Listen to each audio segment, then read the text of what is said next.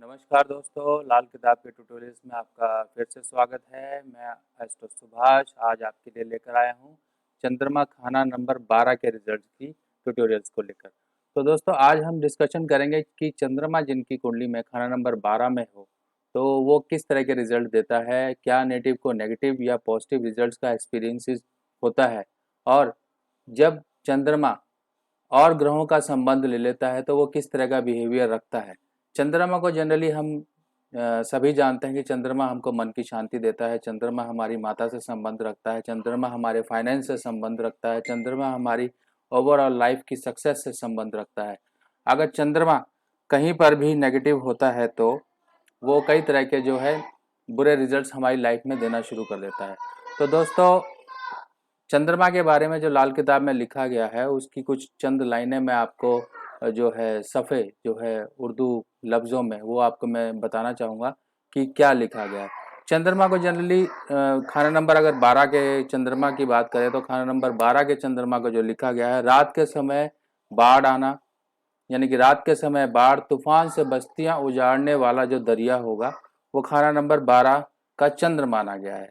अब खाना नंबर चंद्र जो 12 है इसके बारे में जो पंडित रूपचंद जोशी जी ने कुछ चंद लाइनें जो लिखी हुई हैं इसके बारे में एज ए सफ़े के रूप में वो ये है: छोड़ी याद मंजिल बुढ़ापा उजड़ा, गया जल बिका समय तेरा ही क्या था, सुल्तान बुद्ध पीदरम इकबाल था शहना, है याद करके रोता पर उजड़े हो वीराना, मैदान पानी चलता तीर्थ था जो हुआ आबाद करके दुनिया, खुद गर्क जैसा हुआ यानी कि खुद तबाह जैसा हुआ, लेख जाति खुद चंद्र अपना, 5 छठे 9 दूजे हो, यानी कि 5वें 6वें और 9वें और दूसरे हाउस का हो, बुध रवि घर तीजे बैठा, तारे गंगा कुल घर सबको। अगर बुध और सूर्य तीसरे घर में बैठ जाएं तो ये बहुत ही नेक हो जाता है चंद्रमा, और क्योंकि 12 से जो सपोर्ट होती है वो सीधी की सीधी तीसरे घर से वो उनको चंद्रमा को मिलनी शुरू हो जाती है। तो इस केस में जो है चंद्रमा एक पूरे कुल को तारने वाला हो जाता है। सात लक्ष्मी या असर पापी, सात सात साथी या असर पापी, यानी कि अगर सात जो है कोई साथी या असर पापी का आ जाता है तो नाला गंदा बरसाती हो, यानी कि जो नाला एक पीने लायक पानी था, एक अच्छे काम में लाने लायक पानी था, अब वो बरसाती नाले की तरह उथल पुथल वाला हो जाता है। दूध माया जर दौलत जलता, नरक चंद्र खुद पानी हो। अब दूध जो आप चंद्रमा है वो जर दौलत आपकी जर जो है जर जमीन वगैरह सब जलती होगी, और नरक चंद्र खुद पानी हो। अब जो चंद्रमा का जो पानी है वो भी नरक के समान होगा, और चंद्र भी जो होगा नेगेटिव होगा, यानी कि तख्त माता जब टेवे पाता, धर्मी कर्म जर घटता हो। जब टेवे में तख्त माता यानी कि चौथे घर में उसका चंद्रमा का आना होगा, चौथे घर में पहले घर में, ठीक है ना, तब जो होगा और जो उसका जो धर्म कर्म है और जो माया है पैसे हैं वो घटते जाए। मगर जब 12 करती उजड़ी खेती घर जलता हो, मगर जब 12 करती, जब 12 में जाएगा और 12 में दोबारा से उसका वर्ष फल में आना होगा, तब खेती खेती घर और ये इस तरह की काफ़ी सारी प्रॉब्लम्स उसकी लाइफ में आनी शुरू हो जाएंगी। और इसके अलावा क्या लिखा हुआ है, नीम बुड़ी, नीम बुड़ी मतलब नीम मंगल बैठे हुए का घर, नीम बुड़ी से पानी टपकता रहा, माता बूढ़ी का पोता, माता बूढ़ी का पोता यानी कि केतु का घर, जहाँ केतु बैठा हुआ है, केतु का घर यानी कि जहाँ केतु बैठा हुआ है तो वो घर से जो माता का पोता है वो भटकता रहा। पानी पर पानी खाना नंबर 4, जिसके खाना नंबर 4 में बरसता रहा, बीकानेर यानी कि बुध, बीकानेर बैठा घर यानी कि जहाँ पर बुध बैठा हुआ है बेचारा तरसता रहा। तो ये सारी चीजें हैं, यानी कि बुध भी तरसता रहा, औलाद संबंधी जो एक पोते संबंधी सुख हैं वो भी, माता का सुख है वो भी, यानी कि सारी चीजें जो है गड़बड़ होती रही। अब इसको हम थोड़ा सा और डिफाइन और सिंपल वर्ड्स में समझेंगे। यहाँ बैठे चंद्र के साथ शनि का संबंध होने का मतलब ये होता है पिछले जन्म में किसी ना किसी तरह की धन हानि हुई है, और 12वां घर जो होता है पिछले जन्म की इंडिकेशन भी देता है कि आपका पिछला जन्म क्या रहा है, कैसा बीता है, और पिछले जन्म में आप किस स्थिति में थे, आपका क्या जन्म था, मनुष्य अगर थे तो मेल या फीमेल, ये सारी चीज़ें 12वें घर से ही पता लगती हैं। अब धन हानि, अगर शनि है साथ में 12वें घर में, तो धन हानि का सूचक होगा। उसकी उम्र कितनी थी उसका सूचक होगा। पिछला जन्म स्त्री का होगा। क्यों? अब दोनों जो चंद्रमा का 12वें घर में पोजीशनिंग होना, यानी कि 12वें घर में बैठा होना, तो ये सूचक है कि उसका जन्म स्त्री का था। अब स्त्री इसलिए क्योंकि जो चंद्रमा, शुक्र और जो शनि का भी साथ में संबंध आ गया, ये जो है स्त्री ग्रह हैं। जो स्त्री ग्रह जो होंगे, स्त्री ग्रहों का और नपुंसक ग्रहों का जब कनेक्शन होगा तो वो स्त्री या फिर डुअल, जो जिसे हम किन्नर भी कहते हैं, उनका भी जन्म इंडिकेट करता है। खुशियों के बाद अब जिसके घर में, जिसके 12वें घर में चंद्र होगा, तो उसकी लाइफ में जनरली ऐसा क्या होता है कि खुशियों के बाद अगर वो किसी भी तरह की अपने फैमिली में खुशियां मनाता है, मान लो कोई सेलिब्रेशन करता है, कुछ करता है, तो उसके घर में अचानक कोई ना कोई नेगेटिव इंसिडेंसेस हो जाते हैं, किसी तरह के हादसे हो जाते हैं। यानी कि खुशी तो मनाई एक तरफ और दूसरी तरफ उसकी फैमिली में गम आने शुरू हो जाते हैं, दिक्कतों का सामना होता है। मान लीजिए किसी ने बर्थडे सेलिब्रेट किया या फिर किसी ने किसी की शादी करी, किसी ने कोई खुशी भरा इंसिडेंस अपने घर पे रखा, तो वो मनाने के बाद खुशी तो उस टाइम मना लेगा, पर हो सकता है बाद में उसकी फैमिली में बहुत ज़्यादा प्रॉब्लम्स आनी शुरू हो जाए। तो स्त्री की कुंडली में अगर ये 12वें घर में है, अब इनकी जो स्त्री है, मान लीजिए स्त्री की कुंडली में अगर वो 12वें घर में है, तो जो है ये जो है उसकी जो है सास और बहू का जो है एक झगड़ा दर्शाता है। यानी कि उनकी जो है आपस की एक कनेक्शन होगा, आपस की जो एक सेटिंग होगी, आपस की जो एक मेंटल ट्यूनिंग होगी, वो कहीं ना कहीं डिस्टर्ब होगी। और आप ऐसी फैमिली जो कि कंबाइंड फैमिलीज रहती हैं, अपनी सास बहू इकट्ठी रहती हैं, तो वहाँ पे बहुत ज़्यादा खटपट और दिक्कतों का वहाँ पे काफ़ी ज़्यादा सामना होता है, और ऐसी चीज़ें जो है मैरिज लाइफ को बहुत ज़्यादा डिस्टर्ब करती हैं। और इसके साथ साथ ऐसे इंसान को लोग बिना वजह ईर्ष्या करते हैं, यानी कि जलन रखते हैं ऐसे लोगों से। मान लीजिए 12वें घर का किसी का चंद्रमा है, तो उसकी तरक्की, उसकी जो भी कुछ होगा, ऐसे लोग उसकी तरक्की और उसकी खुशियों से जलन रखेंगे। अब इसके अलावा जिसके, कई लोगों को आपने देखा होगा कि कई लोग आने वाली चीज़ों का पहले से पता लगा लेते हैं कि हाँ क्या बुरा होने वाला है। उनको जो है जो फीलिंग्स आनी शुरू हो जाती हैं कि हाँ कुछ बुरा होने वाला है, उनका मन घबराना शुरू हो जाता है। कुछ अच्छा होने वाला होता है तब उन्हें पता लग जाता है। यानी कि जब 12वें घर में किसी के चंद्रमा है, तो आने वाली घटनाओं का उसे खुद ब खुद पता लगना शुरू हो जाता है, आभास होना शुरू हो जाता है। तो ये 12वें चंद्रमा का एक स्ट्रॉन्ग इंडिकेशन होता है। जिनके 12वें चंद्रमा है वो बहुत जल्दी आने वाली इंसिडेंसेस को पता लगा लेते हैं। अब इसके अलावा जो है, अगर मान लीजिए किसी के 12वें घर में चंद्रमा है, तो जो पंडित हो गए या फिर जो साधु संत हो गए या फिर मुल्ला गिलानी जो भी लोग हो गए, इन सबको अगर वो खाना वगैरह देगा, ठीक है ना, मुफ्त रोटी वगैरह देगा, या फिर कोई तो या फिर इसके अलावा मुफ्त पढ़ाई का आयोजन करेगा, जैसे कि स्कूलों में लोग डोनेशन कर देते हैं, ठीक है, कि हाँ बच्चों की पढ़ाई के लिए, या फिर उनके लिए स्कूल की कहीं ना कहीं व्यवस्था, कंस्ट्रक्शन में उसका जो है हेल्प करना शुरू कर देते हैं। तो ये चीज़ें जो है उसके लिए बहुत ज़्यादा प्रॉब्लम शुरू करेंगी।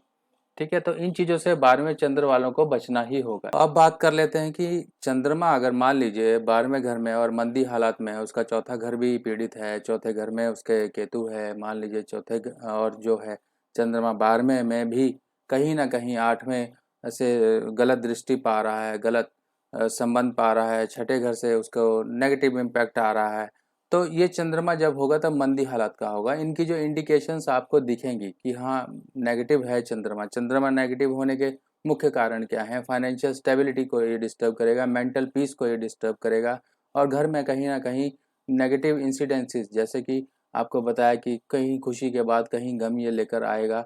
तो इन चीज़ों को ये इंडिकेशंस देगा आपकी जो है घर में कहीं न कहीं एक शांति, जो एक डोमेस्टिक पीस होती है, उसको डिस्टर्ब रखेगा। अगर ये सब चीज़ें हैं तो आप एक अंदाज़ा लगा सकते हैं कि आपका चंद्रमा खराब है। अब चंद्रमा इसके अलावा जो है एक मन में आपके अनजाना डर, हर एक चीज़ को लेके डर से पैदा रखेगा कि आप जो है भयभीत रहेंगे। वो भयभीतपन आपके कॉन्फिडेंस को भी डाउन करेगा। यानी कि जब आप मन में ही डर एक लिए बैठे हैं, तो किसी भी काम को आप जो है फ्रीली नहीं कर पाएँगे। तो इसके अलावा जो जो होगा चौथे घर में केतु जातक की माता और लड़के पर बुरा असर डालेगा। यानी कि अब जो है किसी के चौथे घर में केतु है तो उसकी माता या फिर उसके बेटे पर या फिर यानी कि आपके बेटे पर नेगेटिव जो जातक है उसके बेटे पर यह असर डालेगा, क्योंकि चौथे घर का जो केतु है एक तो मात्र ऋण, माता का ऋण, ठीक है ना, ये भी एक इंडिकेशन देता है कि चंद्रमा जब कहीं नेगेटिव कंडीशन में हो और साथ में उसका चौथा घर जो पक्का घर है, चौथे घर में कहीं केतु का अगर वास हो जाता है या फिर चंद्रमा, तो इस कंडीशन में जो है ये एक मात्र ऋण यानी कि माता संबंधी एक पिछले जन्म का ऋण जो है वो इंडिकेट करता है। तो इन चीज़ों को ध्यान रखना होता है कि अगर मात्र ऋण है तो माता की सेवा करें, जितना हो सके ये जो जन्म है आपका ये माता की सेवा में और माता को खुश रखने में बिता दें। चौथे घर में अब केतु जो होगा, अब इसके अलावा चौथे घर में मान लीजिए केतु भी आ गया और साथ में आपका चंद्रमा भी 12वें में है, तो चौथे घर का केतु जो होगा आपके जो है स्थिति परिवर्तन यानी कि आपके घर परिवर्तन और जगह परिवर्तन ये चीज़ें बहुत सारी करवाएगा। और जो आपके व्हीकल्स वगैरह हैं उनसे कहीं ना कहीं वो आपको प्रॉब्लम्स देगा, आपको चोटें ज़्यादा लगेंगी। और इसके अलावा और माता को कहीं न कहीं हेल्थ इश्यूज़ काफ़ी ज़्यादा आपको देखने को मिलेंगे। यहाँ बैठा चंद्र एक गंदे पानी का दरिया होगा, यानी कि गंदे पानी जैसा दरिया होगा। 12वें घर में एक बैठा चंद्र एक अच्छा पोर्टेबल पानी के बराबर नहीं होगा, यानी कि एक ये नेगेटिव कंडीशन है और माता पर और लड़के पर बुरा असर देगा, ठीक है? और माँ-बाप का दिया हुआ माल, यानी कि माँ-बाप जो आपको पैसा देके जाएँगे, माँ-बाप जो आपके लिए धन छोड़ कर जाते हैं, ये घर-बार चाहे सब कुछ बिक जाए मगर उसका अपना कमाया हुआ धन कभी बर्बाद ना होगा। अगर मान लीजिए उसने माता-पिता का धन, माता-पिता की जोड़ी हुई चीज़ें आपको मिली विरासत में, तो वो चीज़ें आपके किसी काम की नहीं आएँगी। जो भी कुछ होगा आप अपने बल पर, अपने दम पर कमाएँगे और वही चीज़ें स्टेबल होंगी। 35 साल या आधी उम्र तक पानी का डर रहेगा। क्यों? पानी से वाक़यात कई लोगों को आपने देखा होगा, लोग डूब के मर जाते हैं, लोगों को जो है पानी से डर भी लगता है। चौथे घर का केतु ये चीज़ें इंडिकेशंस देता है। पानी का देख के आपके अंदर एक खलबली सी मचती है, वो डर आपको पानी की तरफ ले जाता नहीं है। और जिनके भी केतु चौथे में है और चंद्रमा 12वें में है, उन चीज़ों को खास कर जो स्विमिंग वगैरह करते हैं, चाहे जितने मर्जी बड़े तैराक हों, आपने डूबते हुए देखे होंगे। तो इस यही चीज़ें बताती हैं कि अगर चंद्रमा भी पीड़ित है, साथ में आपके केतु चौथे घर में है, तो पानी से संबंधित कोई स्पोर्ट्स या फिर स्विमिंग पूल या फिर नदी, नहर, झील में जो कूदते हैं और नहाने के लिए शौकिया तौर पे या फिर कहीं नहाने गए टूरिस्ट प्लेस पे आपने देखा लोग डूब गए, या कहीं पर अचानक डैम खुल गया, पानी आया और वो डूब गए, या फिर किसी को डूबते हुए बचाते हुए कूदे और खुद तो डूब गए, उसको बचा दिया। ऐसी चीज़ें बहुत सारी होती हैं। तो ये चीज़ें इंडिकेशंस मिलती हैं टेवा देखकर और इन चीज़ों को हमें समझना भी चाहिए। और इसके अलावा जो उपाय बताए गए हैं वो उपाय क्या हैं? मैं आपको पहले 12वें का उपाय बताऊँगा और साथ में एक टिप्स के तौर पे आपको 11वें चंद्र का भी उपाय बताऊँगा, पर इसकी पोस्ट आने वाले टाइम में आएगी। कानों में सोना पहने, कानों में सोना जो होगा, केतु कान है और केतु कान है तो वहाँ पर जब हमने बृहस्पति यानी सोने का सपोर्ट दिया तो हमने जो केतु का एक नेगेटिव इम्पैक्ट है उसको कम किया। यानी कि जो टेवे में केतु नेगेटिव है, जो आपकी औलाद, माता, इन सब चीज़ों पे इफेक्ट डाल रहा है, आपके मन में जाने डर पैदा कर रहा है, उन चीज़ों से असर जो है निकलना शुरू हो जाता है, यानी कि वो आपको परेशानी से बाहर लेकर आता है। दूध में गर्म सोना डालकर पिएं। अब दूध में गर्म सोना डालने का तात्पर्य यह है कि गर्म दूध जो होगा, अब हम उसमें सोना यानी कि बृहस्पति का सपोर्ट लेकर उस दूध को हम पी रहे हैं। धर्म स्थान आते जाएं, धर्म स्थान आते जाते रहेंगे तो 12वें का एक बृहस्पति का जो एक्टिवेशन है, यानी कि 12वें और दूसरे का जो सपोर्ट है वो केतु 4 मंदे, यानी कि जो चौथा खाना होता है वो बेस होता है। अगर बेस ही खराब है तो हमको 8 में, देखिए मैंने आपको पिछली पोस्ट में बताया था 8वें का कनेक्शन, 12वें से 8वें का कनेक्शन, 11वें से 8वें का कनेक्शन, दूसरे से दूसरे का कनेक्शन, छठे से और 6वें, इन सब का कनेक्शन एक बेस जो होगा वो चौथा घर होगा। तो हमें चौथे घर को जो बेस है उस घर को सही करने के लिए हमने सेकंड घर को सही करना होगा, दूसरे खाना नंबर को सही करना होगा, धर्म स्थान जाकर बृहस्पति को अच्छा रखकर साधु संतों को और जो मुल्ला फ़कीर हैं और जो भी इन तरह के माँगने वाले लोग हैं या फिर इनको खाना वगैरह आप ऑफ़र ना करें। खाना वगैरह आप देंगे तो आपकी लाइफ़ में प्रॉब्लम्स घटने का नाम नहीं लेंगी, प्रॉब्लम्स बढ़ेंगी। बच्चों की मुफ्त शिक्षा वगैरह बिल्कुल इनको प्लान ना करें। मुफ्त शिक्षा के लिए कोई भवन निर्माण, कोई बिल्डिंग निर्माण या फिर इस तरह का कहीं डोनेशन आता है, तो इन चीज़ों में आप बिल्कुल भी इन्वॉल्व ना हो, अपने आप को दूर रखें। छत के नीचे कुआं या नलकूप ना लगाएं। अब छत के नीचे कुआं या नलकूप क्यों ना लगाएं? छत जो होगी आपकी 12वां घर होगी, अगर हो तो अगर मान लीजिए 12वें घर में आप इन चीज़ों को स्थापित करेंगे, चंद्रमा की चीज़ों को, तो आप वहाँ पर जो है चंद्रमा के नेगेटिव इम्पैक्ट को बढ़ा रहे हो। तो इन चीज़ों से बच के रहना चाहिए। और छत के नीचे कहीं पर भी जहाँ छत्ती आ रही हो, तो उनके नीचे कहीं पर भी पानी का स्टोरेज ना रखें, क्योंकि पानी का स्टोरेज रखेंगे तो आप 12वें घर से सीधा कनेक्शन उसका बनाएंगे और चंद्रमा को एक्टिवेट करेंगे, और वो एक्टिवेशन आपके लिए नेगेटिव होगी। अब दोस्तों, एज ए टिप मैं आपको 11वें घर के चंद्र की एक रेमेडी बताता हूँ कि जो 11वें घर की एक चंद्र की रेमेडी है। 11वें घर का चंद्र भी नेगेटिव कहलाया जाता है, क्योंकि यहाँ बृहस्पति और शनि का जो रोल होता है।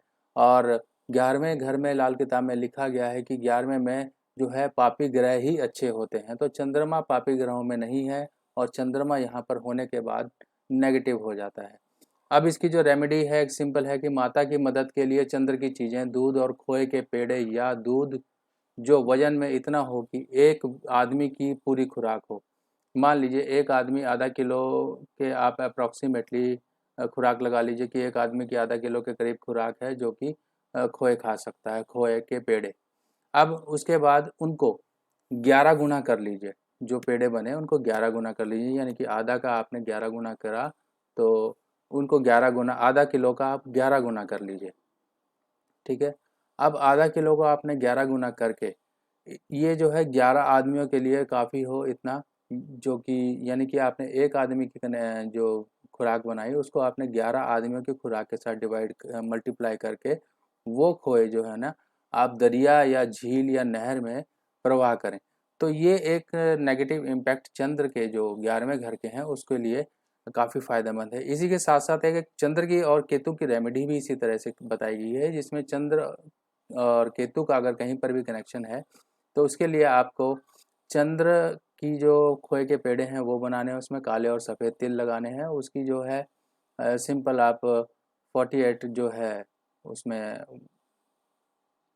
पेड़े बना सकते हैं, उसमें काले सफ़ेद तिल लगा के और जल प्रवाह कर देंगे। जल प्रवाह होने के बाद जो जल है, जल चंद्रमा है, चंद्रमा में जो है चंद्रमा की चीज़ खोया जो है वो मिल गई, और चंद्रमा यानी कि चौथे घर में जो है राहु और केतु की शरारत नहीं चलती है। इन दोनों ने कसम खाई हुई है कि माता के घर में जाके अपनी शरारत छोड़ देंगे।